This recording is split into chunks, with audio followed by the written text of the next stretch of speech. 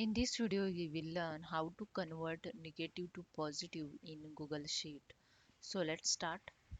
This is my Google Sheet. I have here some number negative. So I want to convert this in positive number. So let's start how it's done.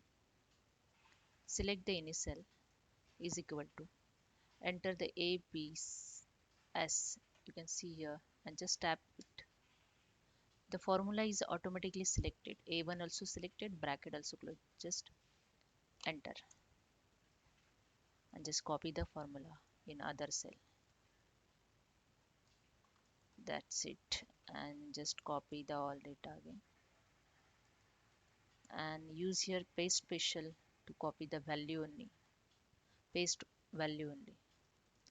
Now you can see here all positive number converted.